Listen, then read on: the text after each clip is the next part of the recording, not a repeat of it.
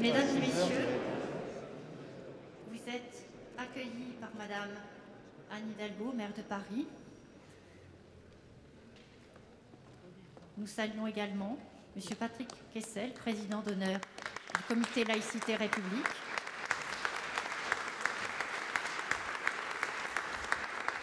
Monsieur Gilbert Abergel, président du comité Laïcité République.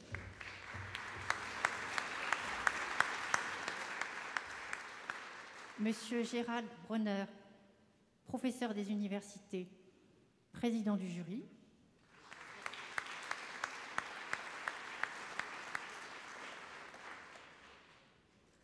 Monsieur Guy Langagne, ancien ministre.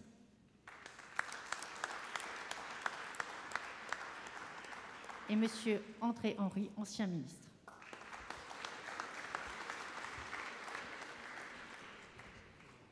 Eh bien, très chers amis, permettez-moi de vous accueillir, de vous dire mon bonheur de vous voir ici, si nombreux dans cette salle où l'année dernière, malheureusement, nous n'avons pas pu organiser, comme nous le faisons maintenant depuis quasiment 20 ans, ce prix de la laïcité. Et je veux remercier très chaleureusement, bien sûr, toutes les hautes personnalités qui viennent d'être mentionnées, mais aussi les parlementaires, les députés, les responsables politiques, tous les responsables associatifs, toutes celles et ceux qui sont engagés dans ce combat laïque depuis longtemps.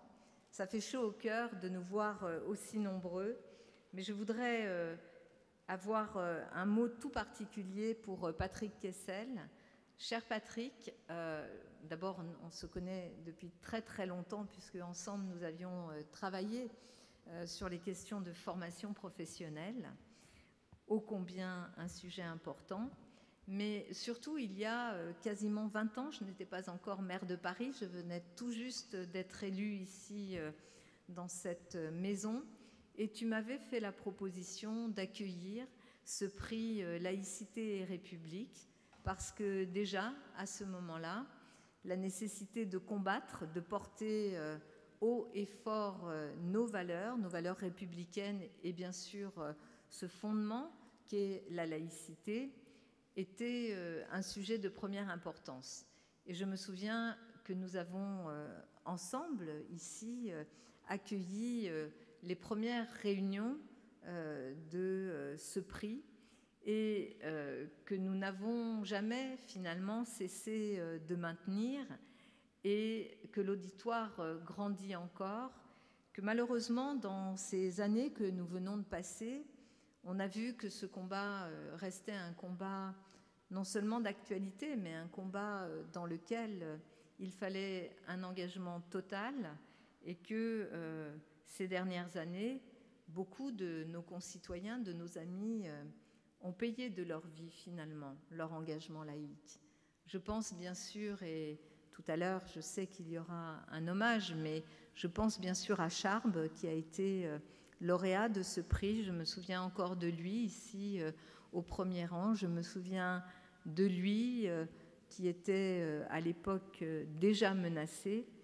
Je me souviens de cette façon à la fois de nous alerter et en même temps d'engager le combat avec l'art qui était le sien, celui de beaucoup de libres penseurs, d'artistes qui avaient décidé de provoquer et finalement de nous interpeller, mais surtout de nous aider à considérer que la laïcité était un joyau dont il fallait prendre soin parce qu'elle était en danger.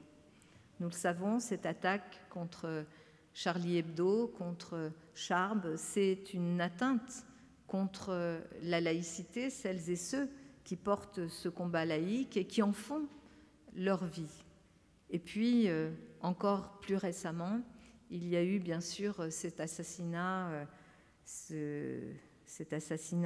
terrible par un islamiste radical de Samuel Paty, ce professeur, qui lui aussi avait décidé, dans le cadre de son engagement professionnel, mais aussi de sa conviction républicaine, d'enseigner, de transmettre le prix de la laïcité et l'importance de la laïcité dans une société comme la nôtre. Et nous le savons aussi, il l'a payé de sa vie. Et Paris, notre ville, a honoré sa mémoire en lui consacrant un lieu, un très beau jardin, à proximité de la Sorbonne, c'est-à-dire à proximité d'un temple de la connaissance. Nous sommes là pour à la fois aujourd'hui nous dire combien ce combat est vital. C'est un combat vital que nous devons poursuivre comme si nos vies en dépendaient, parce qu'en fait elles en dépendent. Je veux vous dire mon engagement personnel depuis longtemps, je l'ai souvent dit. J'ai compris ce que la laïcité, les valeurs républicaines apportaient comme espace de liberté. J'ai compris que les valeurs républicaines et la laïcité, ce fondement de notre République, étaient ce qui pouvait permettre de nous libérer de tous les déterminismes. Déterminisme social, déterminisme religieux, et qu'en fait, avec ces valeurs de la République et avec la laïcité, nous avions la clé de la liberté. Je l'ai compris assez tôt, étant née en Espagne franquiste, étant arrivée ici et voyant à quel point, dans un pays où la séparation de l'Église et de l'État n'existait pas, eh bien, cet état de fait, très différent de ce que je voyais ici en France, où, grâce à l'école de la République, je pouvais comprendre cette différence. J'ai perçu très vite que la laïcité, c'était d'abord la clé de l'égalité et de la liberté pour les femmes. Et pour la jeune fille que j'étais, j'ai compris très vite que cette République laïque et sociale, qui m'avait accueillie avec mes parents, était celle qui me garantissait cette liberté et cette possibilité de ne pas être toute ma vie durant prisonnière d'un déterminisme quel qu'il soit, de genre ou social.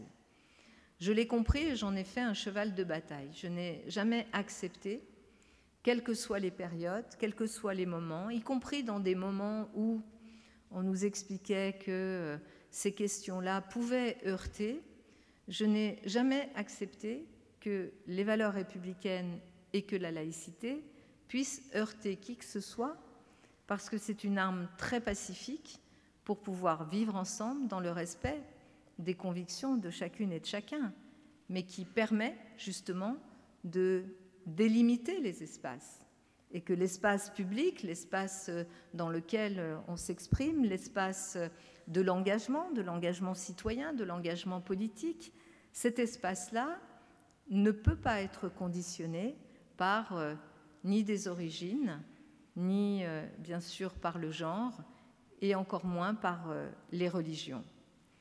Et on a vu ensemble, avec ces attaques très nombreuses, très nombreuses, qui n'étaient plus simplement ces oppositions de l'extrême droite, ce qui était l'opposition classique, justement, et plus traditionnelle au monde laïque. On a vu que les attaques venaient aussi de religions qui détournaient la religion pour en faire un objet politique, un projet politique de combat de ce que nous sommes et de nos libertés.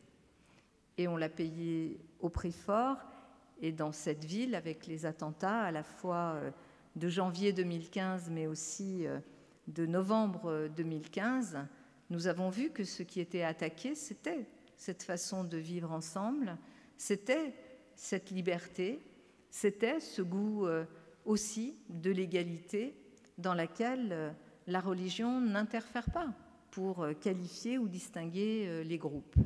Et on a vu, y compris puisque le procès des attentats du 13 novembre se déroule en ce moment, on a vu aussi que dans les revendications de Daesh, qui nous a attaqués, il y avait l'idée d'attaquer Paris, dite capitale de la dépravation.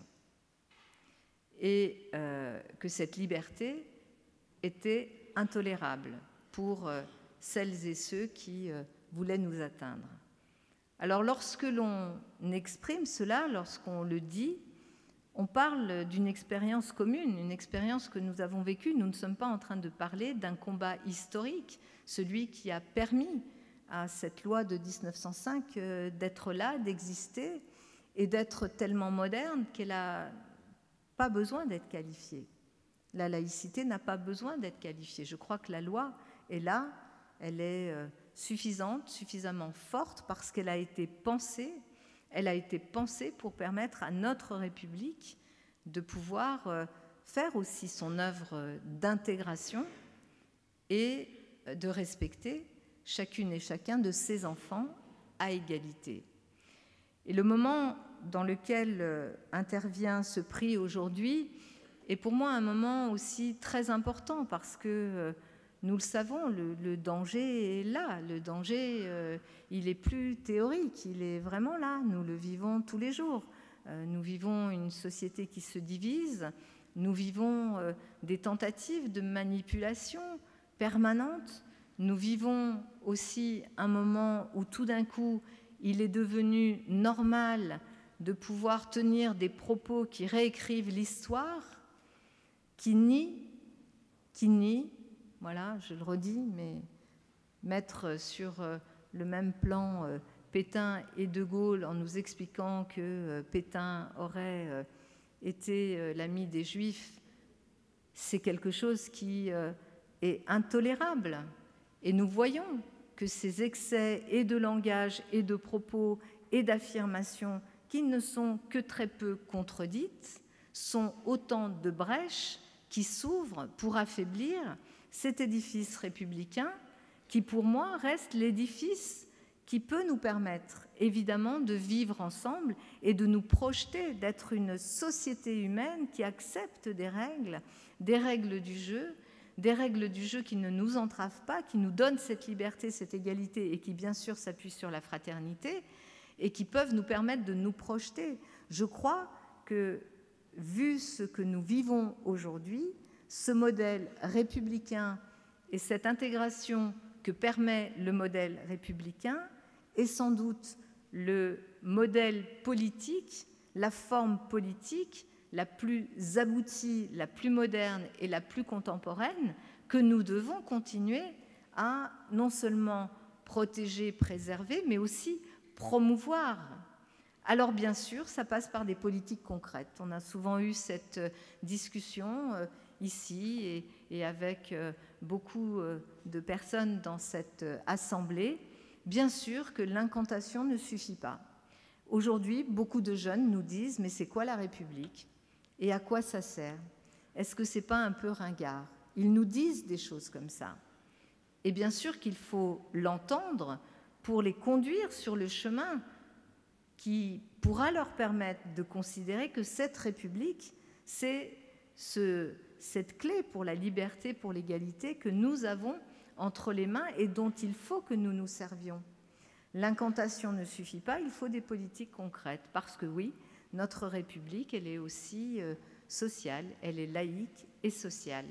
Et je crois que c'est le travail qui nous attend, toutes et tous, de pouvoir donner des outils très concrets qui permettent de traduire, de faire comprendre ce qu'est la force de cette République. Je veux saluer Manuel Valls qui nous rejoint, Monsieur le Premier ministre, et de traduire de façon très concrète dans nos vies quotidiennes ce qu'est cet héritage républicain. Je ne vais pas être beaucoup plus longue, mais dans les actions très concrètes qu'il faut évidemment porter, il y a l'école, il y a l'éducation, parce que c'est là que se fait la transmission. Et aujourd'hui, cet édifice républicain est en difficulté, en danger.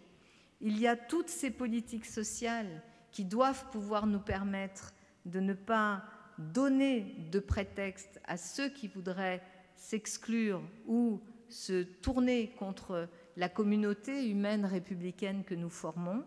Et ça passe par des politiques sociales extrêmement importantes.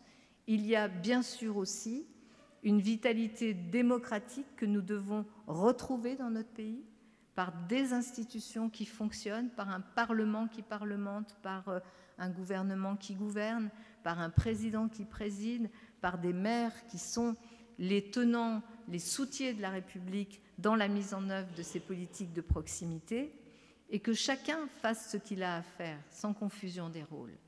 Je crois que nous devons retrouver aussi cette vitalité démocratique. C'est sans doute le sens du travail et des débats qu'il va y avoir ici. Et puis la dimension internationale, parce que vous l'avez toujours portée, cette dimension internationale, parce que oui, il y a des gens dans le monde entier qui nous envient la laïcité. Il y a des gens dans le monde entier, je pense à des femmes, je pense à des hommes qui rêvent de cette liberté, qui se disent que ce modèle français, que parfois certains veulent caricaturer, voudraient expliquer comme un modèle d'exclusion, qu'en fait c'est ce modèle-là qui permet de vivre ensemble et de trouver la paix dans cette vie ensemble avec nos différences. Pas sur un discours qui serait un discours de naïveté.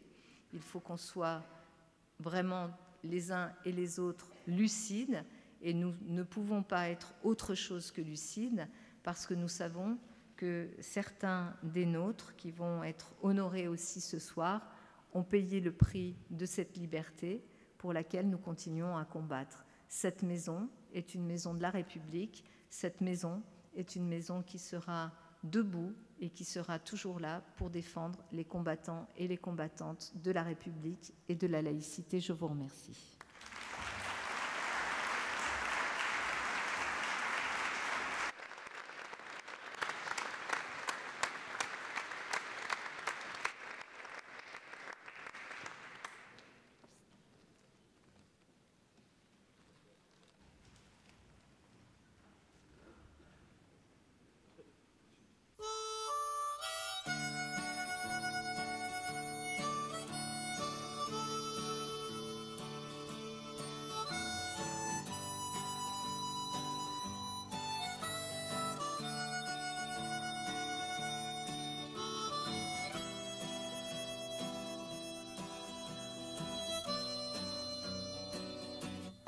Met my love by the gasworks wall, dreamed a dream by the old canal. I kissed my girl by the factory wall. Dirty old town, dirty old town. Are drifting across the moon. Cats are prowling on their beat. Springs a girl from the streets at night. Dirty old town, dirty old town.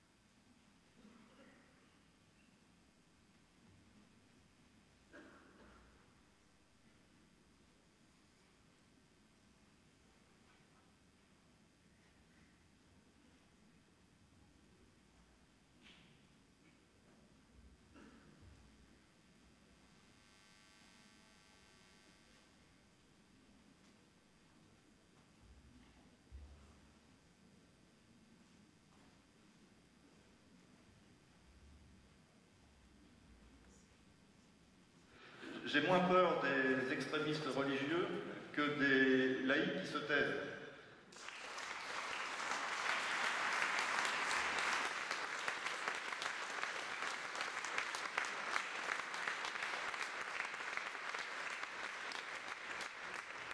Monsieur Gilbert Abergel, président du comité Laïcité République. Merci. Je voudrais tout d'abord remercier Aurélie Roux qui nous a offert ce montage, lequel montage donne la tonalité de notre soirée. Madame la maire, chère Anne Hidalgo, je vous remercie d'accueillir encore une fois le comité Laïcité République en ce lieu où nous nous sentons presque chez nous pour la 15e édition du prix de la laïcité. Monsieur le Premier ministre, cher Manuel Valls, messieurs les anciens ministres, cher Guy Langan, cher Alain Henry, mesdames, messieurs les parlementaires, monsieur le président du Parti radical de gauche, cher Guillaume Lacroix, monsieur le directeur général du Mémorial de Caen, cher Stéphane Grimaldi, mesdames, messieurs les grands maîtres et grandes maîtresses des obédiences maçonniques, mesdames, messieurs les présidents d'associations, mesdames, messieurs les journalistes, chère Denise, cher Michel Charbonnier. Et vous tous, les amis, soyez les bienvenus à cette 15e cérémonie de remise des prix de la laïcité du comité Laïcité République. Nous avions l'habitude de rire avec Charlie. Nous avons été tentés de le faire avant de basculer dans la tristesse. Ce rire était un rire fécond, un rire intelligent, un rire qui nous aidait à prendre conscience d'un certain nombre de faits et d'événements de notre temps affreux. Et le rire était le seul moyen d'y accéder. Certains, certes, s'offusquaient des unes de Charlie Hebdo, mais n'en faisaient pas tout un plat. Ils n'appelaient pas au meurtre. Ils se contentaient de détourner le regard ou de s'abstenir de lire. Et puis eurent lieu ces terribles assassinats. Charb et ses amis se savaient menacés, mais ils refusèrent de se soumettre. Et aujourd'hui encore, Charlie ne renonce pas. C'est ce courage qui doit nous inspirer, alors que les attaques contre la raison et l'universalisme sont plus que jamais à l'ordre du jour. Charlie, c'est encore aujourd'hui, nous sommes toujours dans ce temps de la menace, dans ce temps de la résistance. Et vous constaterez à l'annonce du nom des lauréats de ces prix de la laïcité que chacun de ces lauréats inscrit son action dans la ligne de Charlie, c'est-à-dire celle de la liberté. L'actualité du procès des assassins du 13 novembre est venue raviver une douleur que rien ne peut apaiser sinon l'oubli. L'oubli qui estompe progressivement la charge affective et émotionnelle de l'épouvante que nous avons tous ressentie lorsque nous avons appris ce qui s'était passé. Nous étions proches de Charlie, certains d'entre nous étaient très proches, et ceux-là qui les connaissaient bien se demandent encore aujourd'hui comment on pouvait vouloir du mal à ces hommes, ces femmes qui avaient trouvé dans le rire et la dérision le moyen de décrire et de supporter ce monde parfois effrayant. La longue liste qui concluait ce film était bien entendu incomplète. D'autres victimes sont tristement venues s'y rajouter depuis, à Rouen. Ou encore, voici tout juste un an, au sortir de son collège, le professeur Samuel Paty. Cet effrayant assassinat nous a glacés d'horreur. Delphine Girard, professeure de lettres dans un collège Île-de-France, cofondatrice de Vigilance Collège-Lycée, membre du comité Laïcité de la République et du Conseil des sages, y reviendra au cours de notre soirée. Avec l'assassinat de Samuel Paty, c'est un mur que nous avions cru infranchissable qui a été abattu. Le mur de notre école de la République, lieu d'apprentissage de la liberté de penser. Il faut bien en convenir, ce mur s'était effrité progressivement. La contestation des savoirs, auxquels on a opposé les croyances, la destitution de la figure de l'enseignant, le déni de ses difficultés d'exercer son métier, la formation lacunaire, les profanations successives de ce lieu sacré qu'est notre école ont préparé ce meurtre hautement symbolique, celui de la figure républicaine de transmission de nos valeurs aux générations à venir. L'arme, ce fut un couteau. Les agents catalyseurs, ce furent ce djihadisme d'atmosphère décrit par Gilles Kepel, et puis les réseaux sociaux. Que penser de ces médias, sinon qu'ils servent trop souvent l'ignorance et la barbarie? Et comment les contrer, puisque, nous dit-on, ils sont désormais inscrits dans notre quotidien et potentiellement au service de la haine? Le psychanalyste Jacques Lacan n'a pas connu les réseaux sociaux. Pourtant, il avait inventé un néologisme, il parlait de poubellication pour désigner ces écrits qui trahissaient la pensée. Je tords un peu le concept et j'ai envie de le reprendre à mon compte pour qualifier c'est tout ce qui se dépose sur ces réseaux sociaux, la poubellication, le déchet, la haine, l'hostilité, le mensonge, et presque toujours, vous l'avez constaté, sous couvert d'anonymat. Mila en a fait les frais. Pour ne pas s'être excusée d'avoir exercé sa liberté de penser, elle a été la cible d'une bande d'imbéciles excités par l'islamisme. En notre nom à tous, je veux la remercier. Je veux la remercier ainsi que sa famille qui l'a soutenue tout au long de cette épreuve. Jamais Mila n'a demandé à être l'étendard de notre liberté d'expression. Mais lorsque cela lui est tombé dessus, elle l'a assumé avec détermination. Elle l'a assumé avec détermination, une détermination dont beaucoup aujourd'hui pourraient s'inspirer. Elle l'a assumé sans jamais se conformer au respect des bonnes manières que certaines, érigent en limite à ne pas dépasser dans l'exercice de nos libertés.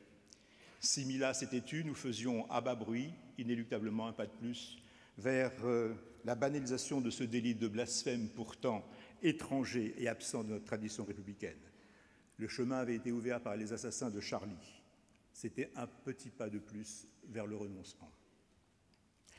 2 années se sont écoulées, donc, depuis notre dernière rencontre. 2 années qui nous ont confrontés à la peur, à l'inquiétude, à l'inconnu.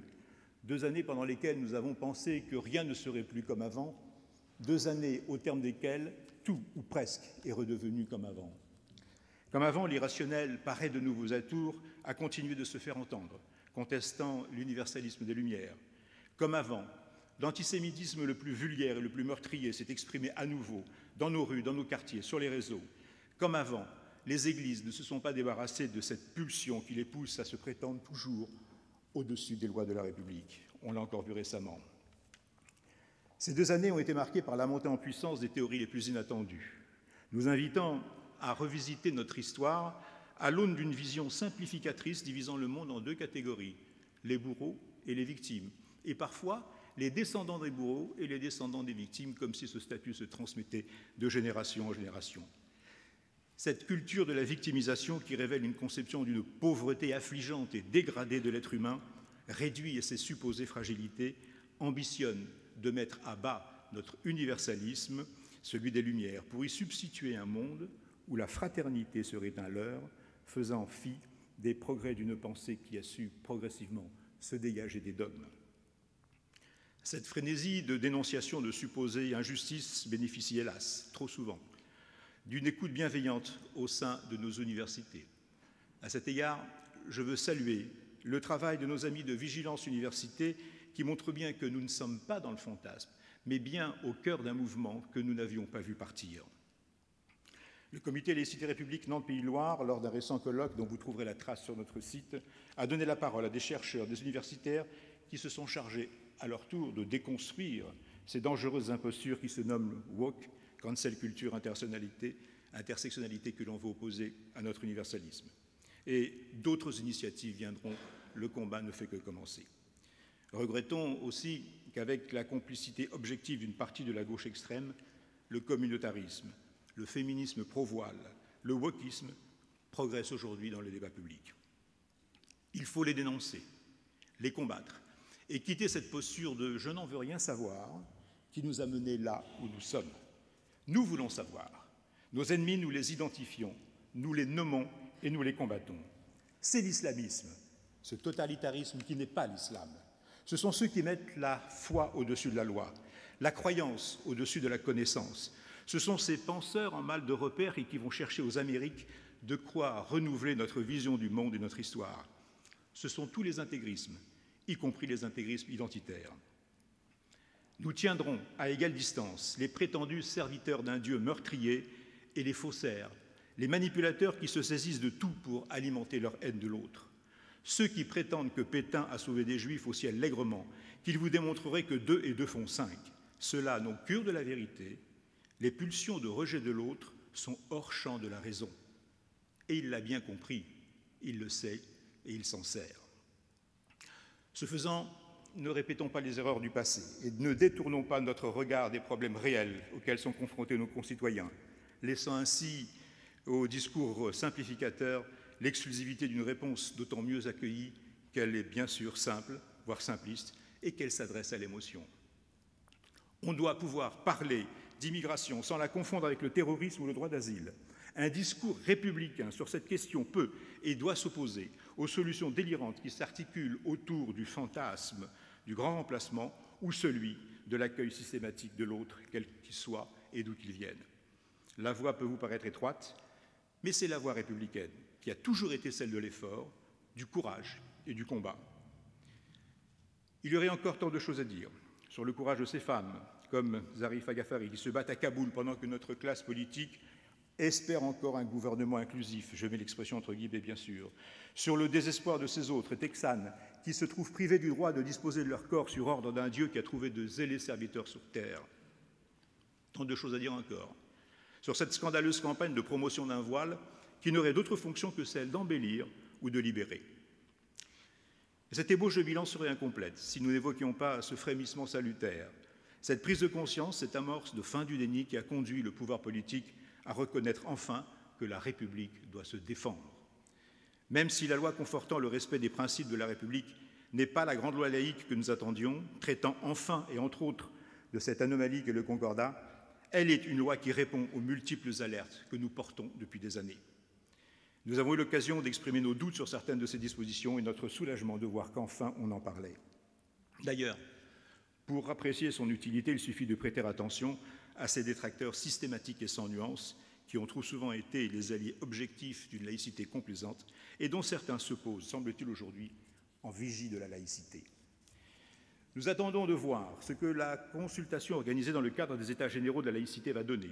Et même s'ils n'ont pas eu l'effet attendu par le monde associatif, ils ont le mérite d'avoir permis l'expression de conceptions claires et dénuées d'ambiguïté de la laïcité. Je veux croire que les alertes lancées par le monde associatif laïque, par ces militants qui se battent sur le terrain, dans des conseils municipaux parfois acquis à cette cause qu'on nomme indigéniste, je veux croire que cette action a participé à la prise de conscience de nos dirigeants et que c'est un peu leur victoire, même si, je le répète, beaucoup reste à faire sur le volet social notamment, dimension indissociable de la laïcité. Espérons par ailleurs que la grande entreprise de formation initiée par le Conseil des sages de la laïcité, au sein duquel siègent nos amis Catherine Kinsler, Patrick Kessel, Alain Sexig, Delphine Girard, permettra aux enseignants de notre école de la République de doter nos enfants de cet imaginaire républicain qui viendrait occuper ce temps de cerveau disponible, concept travaillé par notre ami Gérald Bronner, un imaginaire républicain tellement plus noble que ces archétypes virtuels si loin de la réalité. Un imaginaire républicain où le goût pour la découverte, l'apprentissage de la liberté de penser l'emporterait sur la fascination d'un monde irréel. Pour le comité Laïcité République, la priorité restera toujours l'école publique laïque, l'intégration à la communauté nationale de tous les enfants grâce au renforcement de la laïcité. La reconquête de la République passera par celle de l'école. Une République laïque a besoin d'une école laïque, quelqu'un l'a dit avant moi. Dans une formule séduisante, mon ami Jean-Paul Escande, qui n'est pas que professeur de dermatologie et qui voue à la recherche sur la laïcité une véritable passion, me disait l'autre jour « L'école, c'est quoi dire, la République, c'est quoi faire ?» Formule un peu lapidaire, mais dont le sens ne vous échappera pas. La tâche n'est pas impossible. Chers amis, notre cérémonie de ce soir démontre que la démobilisation n'est pas à l'ordre du jour. Les lauréats que nous allons récompenser incarnent le combat à mener pour défendre les valeurs républicaines. Le jury du prix de la laïcité, présidé par Gérald Bronner, que je remercie vivement pour le temps qu'il nous a offert, pour la qualité de son animation, pour la pertinence de ses observations, ce jury a fait un choix pour chacune des promotions 2020-2021. La récompense qui leur sera attribuée, c'est cette superbe Marianne que vous voyez derrière moi. Elle est signée Christian Lamy. Vous le connaissez sans doute sous le nom de L215.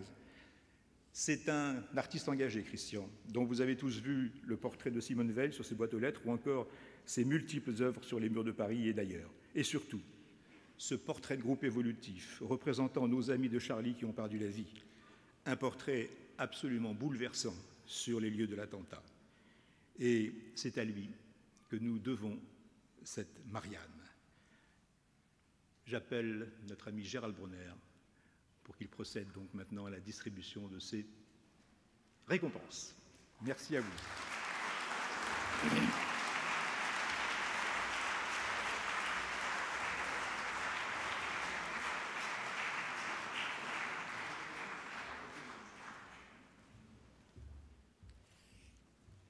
Bonsoir à tous. Je ne veux pas vous encombrer d'un discours trop long parce que la cérémonie va être précisément assez longue.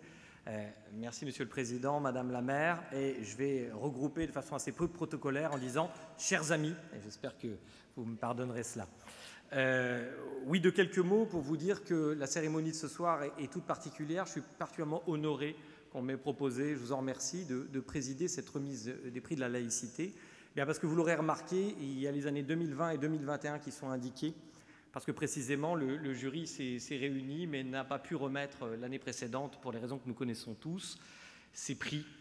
Et je voudrais dire que la période est particulièrement sensible, nous l'avons tous traversée, parce que précisément, comme toutes les périodes épidémiques, eh bien, je dirais qu'un certain nombre de démons sociaux montrent leur visage. Je crois que ça a été le cas dans les 2 dernières années où nous avons vu notre société, mais ce n'est pas la France n'a pas le monopole de ces perturbations. Nous avons vu notre société traverser de 1000 débats, de 1000 controverses, de 1000 séparations autour de la question de la recherche de responsables, comme ça a toujours été le cas dans l'histoire des hommes lorsque des épidémies les ont frappés, que ce soit pour la peste ou le choléra. Recherche de responsables, de boucs émissaires, chercher un sens à ce qui n'en a pas toujours et trouver des solutions qui ne sont pas parfaitement accordées généralement avec les normes de la rationalité. Mais le principal péril qui nous menace, et c'est pourquoi je crois que la remise de ce prix aujourd'hui est d'une cruelle actualité, est probablement, je dirais, la question de la fracture d'un socle commun qui est absolument nécessaire à la vie démocratique. Cette fracture, on en voit les éléments les plus saillants dans des pays amis, voisins si je puis dire, qui sont de grandes démocraties, et on pense évidemment aux États-Unis et au phénomène qu'on a tous observé, sidéré, qui est l'envahissement du Capitole, par des troupes qui ont réussi une victoire d'un jour et dont on a bien vu qu'une fois fait, elles ne savaient pas exactement quoi faire de leur victoire. C'était là la face d'une colère sans objet, sans programme, mais qui a révélé quelque chose de fondamental. C'est que dans ce pays, il y avait des citoyens qui vivaient encore dans le même espace, mais plus tout à fait dans le même monde. Certains de ces citoyens américains étaient animés par la rage et par la croyance selon laquelle il existe des réseaux satanistes, pédophiles, les mêmes qui se sont retrouvés il y a quelques jours, vous l'avez peut-être vu, à Dallas, en attendant la résurrection du fils de John Kennedy. Donc on a l'impression qu'aujourd'hui, l'un des risques, c'est de vivre dans la même société, mais plus tout à fait dans le même monde.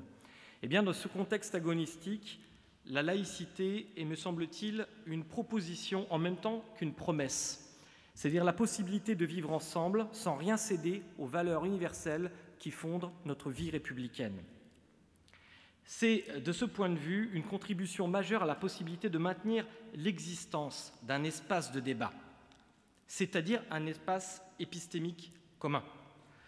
Le désaccord en démocratie est non seulement, je dirais, possible, mais il est souhaitable dans la mesure où il est l'expression de l'équilibre des pouvoirs. Seulement voilà, ce désaccord ne peut être fertile que s'il s'adosse à des arguments qui sont commensurables, que s'ils sont portés par des individus, par des citoyens qui vivent encore dans le même monde mental. Or, ce qui nous menace au moment même où je vous parle, c'est une forme de sécession mentale qui a déjà commencé un peu partout, dont nous sommes les témoins et dont nous risquons d'être les victimes. Le maintien de cet espace épistémique commun est sans doute l'un des grands combats de notre temps pour les démocraties.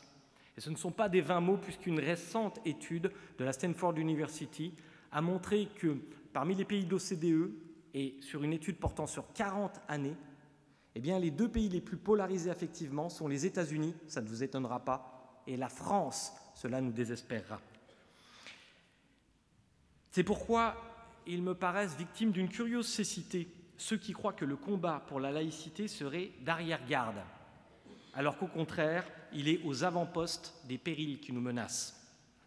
Et à ces avant-postes, comme toujours, on trouve des héroïnes et des héros. Ils sont parfois diffamés, harcelés sur les réseaux sociaux, et ce n'est pas rien.